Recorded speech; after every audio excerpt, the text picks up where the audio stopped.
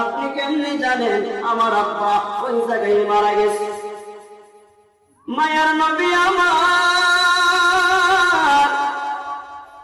ডাকতে কয়, ওরে যুবক, তোমার আব্বা ওই জায়গায় কেমনে মারা গেছে জানো? আমি কেমনে নবী জানলাম? আমি নবী মদিনাতুল মুনাওয়ারায় শুয়ে আছি। তোমার আব্বার একটা আমল,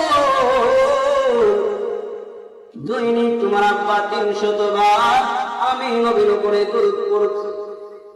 ওরে যুবক, আজকে সারাদিন হয় কোন দরুদের আওয়াজ তোমার বাবার মুখ থেকে যে দরুদের আওয়াজটুকু বের হইত, যে ফেরেশতা নিয়োজিত ছিল ওই ফেরেশতা সারাদিন হয় তোমার বাবার দরুদটুকু আমার মদিনার কাছে গিয়ে পৌঁছে নাই। এই জন্য আমি নবী ওই ফেরেশতারে জিজ্ঞাসা করলাম, ও ফেরেশতা, আজকে সারাদিন হয়ে যাইতেছে আমার মুখ আসে প্রতিদিন 300 বার দরুদ পড়ে, আজকে তো দরুদের আওয়াজটুকু আসে নাই। ও ফেরেশতা, আমার ওই আদরের উম্মতের সংবাদটুকু পৌঁছাও। ফেরেশতা ডাক দেয়, কয়, ওগো আল্লাহর নবী, ওগো পয়গম্বর, ওগো রাহমাতুল লিল আলামিন, আপনার উম্মত হজের জন্য রওনা দিয়েছিলেন বাগদাদ শহরে, ওই জায়গায় অসুস্থ অবস্থায় মারা যায়। এই জন্য আপনার কাছে আজকে দরুদের বাণীগুলো পৌঁছে নাই। মায়ার নবী ডাক দেয়, কয়, ও ফেরেশতা,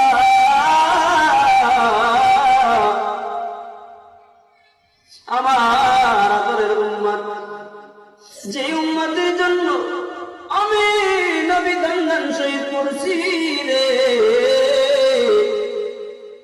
যে উম্মতের জন্য আমার শরীর থেকে রক্ত ঝরাইছি, যে উম্মতের চিন্তায় আমি নবী ঘুমাই নাই, যে উম্মতের চিন্তায় আমার নিজের মাতৃভূমি ছেড়ে হিজরত করে মদিনায় গেছি, আমার উম্মত যদি বাগদাদ শহরে দুনিয়া থেকে বিদায় নিয়ে চলে গেছে, মায়ার নবী আমার ওই যুবককে ডাক দেয়, কই, ওরে যুবক, এই সংবাদটুকু পাওয়ার পরে আমি নবী আর স্থির থাকতে পারি নাই, সহ্য করতে পারি নাই।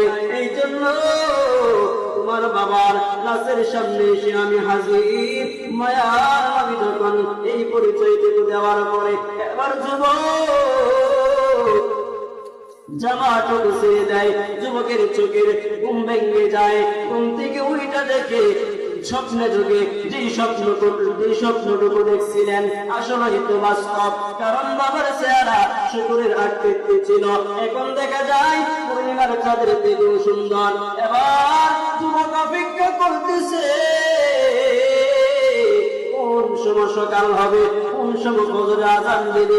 যুবক চিন্তায় বিপুল, বাবার জানাজা পড়াইয়া ওই জায়গায় দাফন করে দিবে, কারণ যুবক এবারে চিন্তা করতেছে আমার বাবার লাশ গোসল কে করাইবে, আমার বাবার জানাজা কে দিবে। ওই এই মরুভূমির মাঝখানে কেউ নাই, আমার বাবাকে একা একা জানাজা দিব। যুবক চিন্তা করতেছে, কিন্তু যখন ফজরের আওয়াজ শুরু হয়ে যায়, আযানের ধ্বনি যখন যুবকের কানের মধ্যে পৌঁছায়, যখন সকাল বেলা হয়ে যাইতেছে, এবার যুবক তাকায় দেখতেছে চতুর্দিক দিয়া মানুষ আর মানুষ অবস্থিত হয়ে গেছে। সবাইকে ডাকতে কয়, কি ব্যাপার, তোমরা কেমনে জানলা এই মরুভূমির মাঝখানে আমার আব্বা দুনিয়ার থেকে বিদায়, তোমরা কেমনে জানলা? এবার এলাকার লোকগুলা ডাকতে কয়, ওরে যুবক, আমরা কেমনে জানছি জানো? যখন ফজরের আযানের ধ্বনির আওয়াজ যে সময় হবে, এর একটু আগে সুবহ সাদিকের সময় কে যেন ডাক দিয়ে কয়, আমার একজন আদরের বান্দা আছে, অমুক জায়গায় মারা গেছে, যাও কেউ যদি কাহর গুনাহ মাফ করাইতে চাও, জলদি করে যাও, ওই আমার আদরের বান্দার জানাজা পড়াইয়া তাকে দাফন করাইয়া জানবে আমি আল্লাহ তার সমস্ত গুনাহ মাফ করে দিব। এই জন্য রে যুবক, ওরে আমার এলাকার বৃদ্ধ মা বাবা, ও আমার মুরব্বী বাবারা, দুরূদের আমল বাড়াও।